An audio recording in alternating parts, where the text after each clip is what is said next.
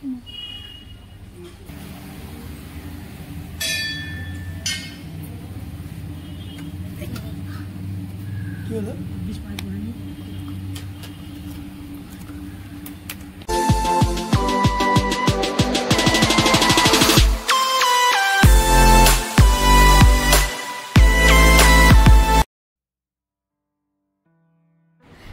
Afternoon বন্ধুরা, welcome to my new blog. আমার anniversary ট্রিপের ব্লগগুলো যারা দেখেছো তারা জানো আমি অ্যানিভার্সারির দিন আমরা গেছিলাম 6ই জুন বীরভূমের তারাপীঠে। তো তারাপীঠ মন্দিরে সকালবেলা পুজো দিয়েছিলাম, তারপরে দুপুরবেলা আমরা মায়ের ভোগে প্রসাদ খেয়ে বেরিয়ে পড়েছিলাম বীরভূমের অন্যান্য যে সতীপীঠগুলো আছে সেগুলো দর্শন করতে। তো সারাদিন ধরে ঘুরে রাত্রিবেলা হোটেলে ফিরে আমরা অ্যানিভার্সারি সেলিব্রেট করেছিলাম, সমস্তটাই তোমাদের সঙ্গে ব্লগে শেয়ার করেছিলাম। যারা সেই ব্লগটা এখনো দেখোনি তারা প্লিজ আমার চ্যানেলে গিয়ে একটু দেখে নাও। আর আমি তোমাদের বলেছিলাম যে আমি প্রত্যেকটা সতীপীঠে, মানে যে যে সতীপীঠে আমরা দর্শন করেছি সেই সবকটি সতীপীঠের আমি আলাদা আলাদা ভিডিও অবশ্যই তোমাদের সঙ্গে শেয়ার করব। তো সেরকমই একটি ভিডিও আজকের আমি তোমাদের সামনে দিতে চলেছি। আজকের আমরা যাচ্ছি বীরভূমের অন্যতম প্রধান সতীপীঠ নন্দিকেশ্বরী টেম্পল। আমরা যদিও তারাপীঠ থেকে ডাইরেক্ট গাড়িতেই এসছি, কিন্তু যারা ডাইরেক্ট এই নন্দিকেশ্বরী মন্দিরে ট্রেনে করে আসতে চাও তারা ট্রেন স্টেশনে নেমে স্টেশনের খুব কাছেই হচ্ছে এই সতীপীঠ, এই নন্দিকেশ্বরী মন্দির।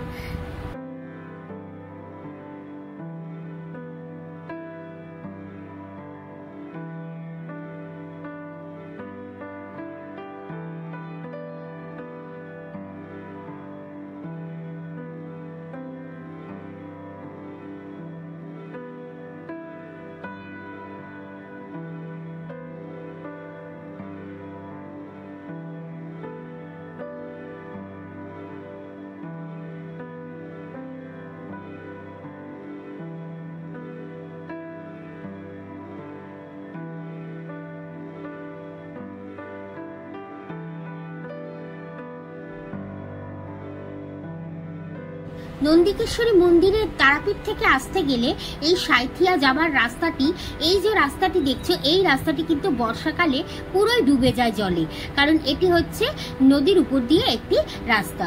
কিন্তু বর্ষাকালে এই রাস্তা তোমরা খুঁজে পাবে না, তখন আসতে হবে ওই যে ব্রিজটি দেখছো, ওই ময়ূরাক্ষী নদীর উপরে ব্রিজটি, ওই ব্রিজ দিয়ে। এই নদীটি কিন্তু মানে ময়ূরাক্ষী নদী কিন্তু বর্ষাকালে তখন পুরোই ডুবে যায়।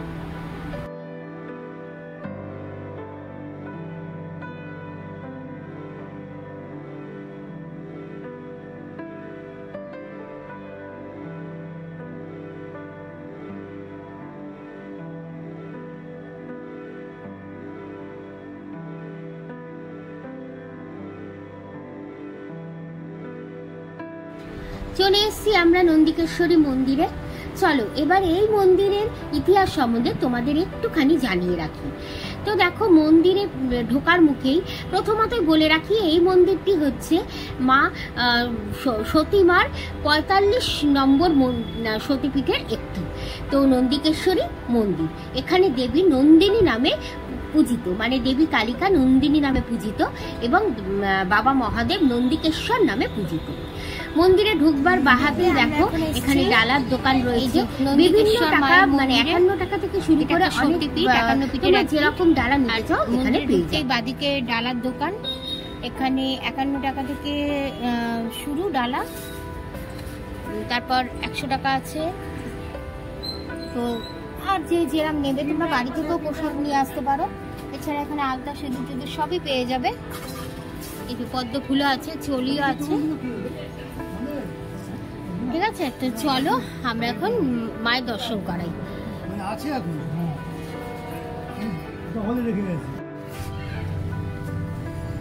এখানে দেখো জুতো খোলার জায়গা, জুতো খুলে বাদিকেই রয়েছে হাত ধোয়ার জায়গা, সেখান থেকে হাত ধুয়ে এবার আমরা মন্দিরে প্রবেশ করছি। বীরভূমের ইতিহাসবিদদের মতে সাঁইথিয়ার আদি নাম ছিল নন্দীপুর, আর সেই নাম অনুসারে এই মন্দিরের দেবী হলেন নন্দিকেশ্বরী।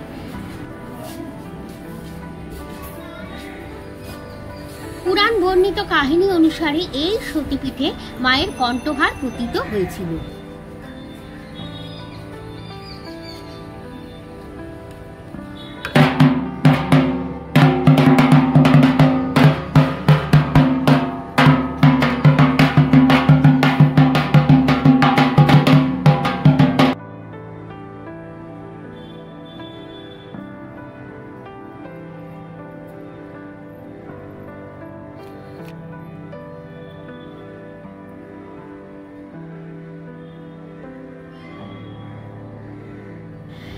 এখানে ভৈরব হলেন নন্দিকেশ্বর। একই শিলাখণ্ডে পাশাপাশি পূজিত হন দেবী নন্দিনী আর বাবা নন্দিকেশ্বর।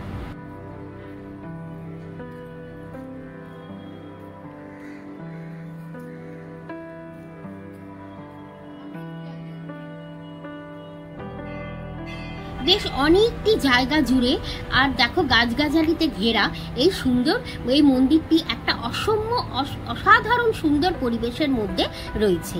বিশেষ করে সন্ধ্যেবেলার পরিবেশ তো অসাধারণ হয়ে ওঠে।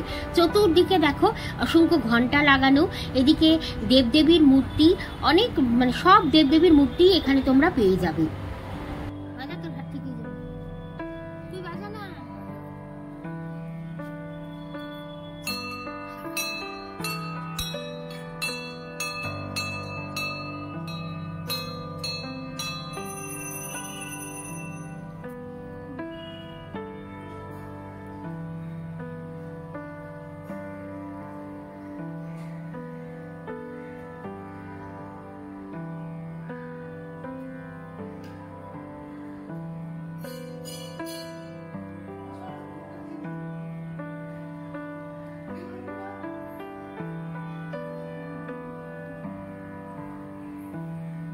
তো চলো এবার মন্দিরের যিনি পুরোহিত আছেন তার কাছ থেকে এই মন্দিরের সম্পূর্ণ ইতিহাস আমরা জেনে নিই।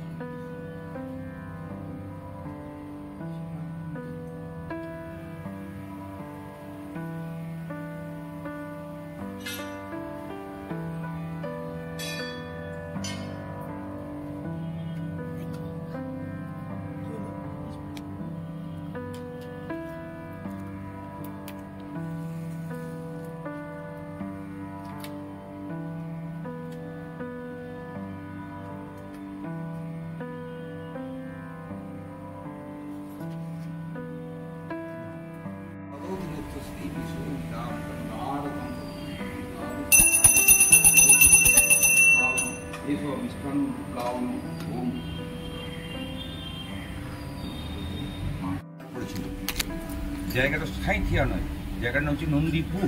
মায়ের নাম দেবী নন্দিনী, নন্দিকেশ্বর ভৈরব। মা বটবৃক্ষের নিচে মায়ের এখানে কণ্ঠের হার করেছে। হ্যাঁ, মায়ের এখানে এই কণ্ঠের হার, বুঝলেন। আর সতীপীঠ, হ্যাঁ, মায়ের এখানে যা মনস্কামনা পূর্ণ হয় মায়ের সেটা সব ঠাকুরমশাই তাদেরকে আশীর্বাদ করে ভালোভাবে মায়ের পুজো করে দেওয়া হয়। এবং মায়ের ভোগ হয় অন্নের ভোগ, এবং পরমান্ন হয়, মাছ ভাজা হয়, দুটো সবজি মায়ের, ডাল, তারপর অন্নের অগ্নির চালে মায়ের ভোগ মানে মাকে দেওয়া হয়। আর সন্ধেবেলায় মায়ের কলা মিষ্টি বা লুচি দিয়ে মায়ের ভোগ দেওয়া হয়। সকালে নিত্য পুজোটা হয়। আর মায়ের বটবৃক্ষের নিচে মায়ের কণ্ঠের হার। এই মাকে দেখছেন, এই মা নিজের মাথায় ডাল নিয়েছে, মায়ের নিজের মাথায় ডাল, বটবৃক্ষের নিচে এখানে কণ্ঠের হার করেছিল। সত্যি এটা মোটামুটি কত বছর আগের ব্যাপার? এটা আমাদের মানে বংশ পরম্পরা চলে আসছে। সেবাই, হ্যাঁ, আমার 3 শরিক আছেন, হিন্দু রাধাশ্যাম চক্রবর্তী, গোকুলচন্দ্র চট্টোপাধ্যায় এবং বিজয়বদ ভট্টাচার্য, এই 3 শরিক। আমি তার ছেলে, তাদের আমি নাতি। আপনার নাম? আমার নাম হচ্ছে পরিমল চট্টোপাধ্যায়। ওনারাই সেবাই, আমার বাবার পর আমি, এই আমাদের চলে আসছে বংশ পরম্পরা। আর এছাড়া উল্লেখযোগ্য কিছু ধরুন কোনো সময় মা দেখা দিয়েছে বা কিছু? এইখানেই পরিচিত আমাদের স্বপ্নবিষ্টার মা, আমাদের এইখানে মা স্বপ্ন দিয়ে এইখানে আমি 51 পিঠের কণ্ঠের হার আমি বটবৃক্ষের নিচে পড়ে আছি। আমাকে এখানে সব ভক্তরা মায়ের পুজো দিয়ে মায়ের পুজোটা চালিয়ে যাচ্ছে। এবং ভক্তরা যাই যেটুকু মানসিক করে বা মনস্কামনা পূর্ণ হয় মায়ের কাছে এসে করে। আচ্ছা, মা তো এখানেই আছেন না? মা কণ্ঠ এখানেই আছে? এইখানেই পড়েছিল, এর মধ্যেই আছে, বড় হয়ে গেছে। এবার মায়ের ঘি সিঁদুর ঢেলে বড় হয়ে গেছে, বড় হয়ে গেছে। আচ্ছা আচ্ছা। ওই তো মার চোখও আছে ওখানে। মায়ের 3 নয়নী। আচ্ছা, বিশেষ বিশেষ কোন সময় মানে কোন মায়ের তিথিতে পয়লা মায়ের পুজো বৈশাখ, হয়? বিপত্তারিণী এবং দুর্গা পূজা সপ্তমী, অষ্টমী, নবমী, দশমী মায়ের এখানে বাৎসরিক পুজো ওগুলো বড় করে বড় করে। মায়ের ভক্তরাও আসেন। মায়ের এখানে রথের মেলা, রথের সময় মেলা হয়। আর ভোগ খেতে গেলে এখানে সকাল সাধারণ 10টার মধ্যে বলতে হয়। দক্ষিণ মানে তাদেরকে কত দিতে হয় ভোগ খেতে গেলে সাধারণ মানুষদের? 120 টাকা দেয়, 51 টাকাও দেয়, আমরা তাই নিই। মায়ের ভোগটা যেন প্রত্যেক দিন আমাদের মায়ের নিত্য ভোগ আমাদের এটা হয়। সকালে নিত্য পুজো হয় এবং সন্ধ্যে আরতি। রাত্রিবেলা কি ভোগ হয় মায়ের? রাত্রিবেলায় নাই কলা মিষ্টি কলা এবং লুচি সুজি মায়ের যেমন হয় আমাদের, এই আমাদের। ঠিক আছে, অনেক ধন্যবাদ আপনাকে বলার জন্য। ঠিক আছে, আসছি তাহলে।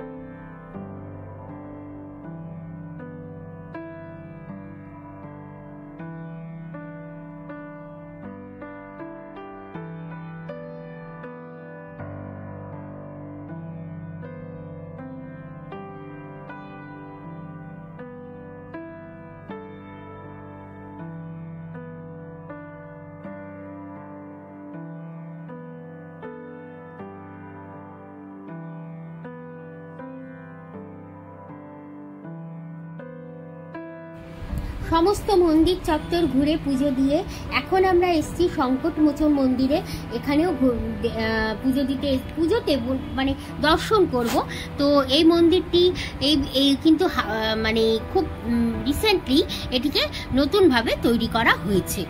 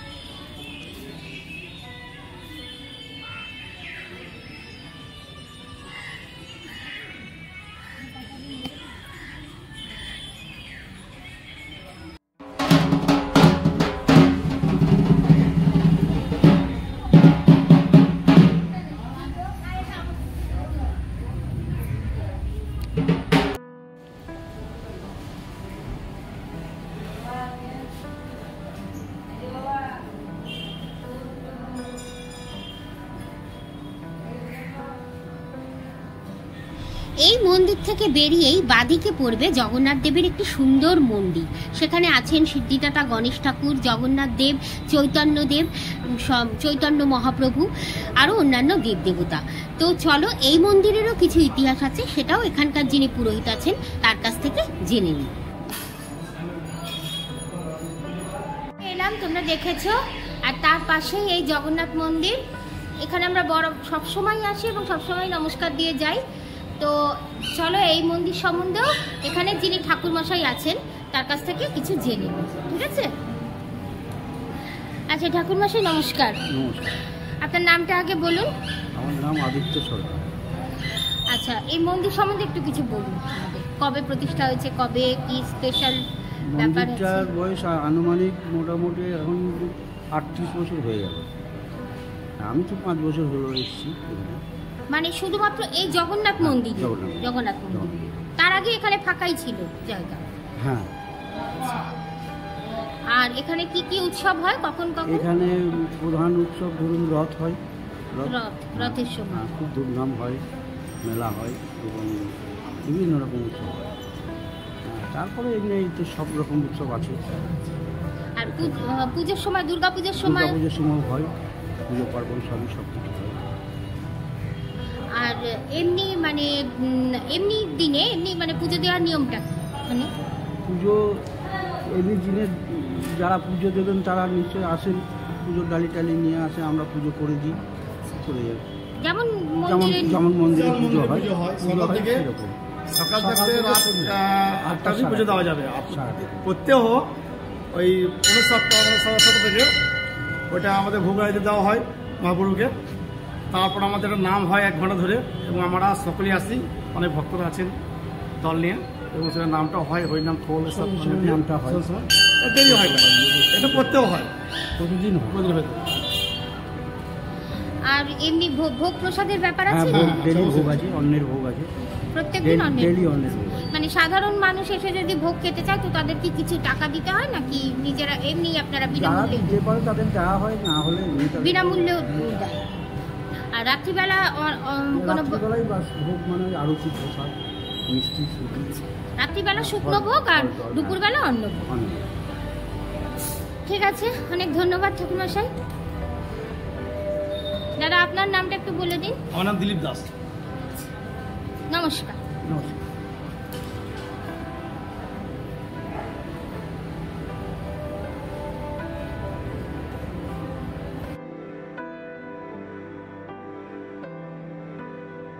সুন্দর একটি সন্ধ্যা কাটিয়ে এখন আমরা চলেছি হোটেলের পথে। তো বন্ধুরা, আজকের ভিডিওটা এখানেই শেষ করছি। কেমন লাগলো অবশ্যই তোমরা কমেন্ট বক্সে কমেন্ট করে জানিও। ভালো লাগলে লাইক দিও, শেয়ার করো। আর যারা এখনো আমার চ্যানেলটা সাবস্ক্রাইব করনি তারা এরকম সুন্দর সুন্দর ব্লগ পেতে অবশ্যই কিন্তু আমার চ্যানেলটা সাবস্ক্রাইব করে দিও। চলো, আজকের মতো টাটা, ভালো থেকো সবাই, দেখা হচ্ছে নতুন একটা ব্লগে।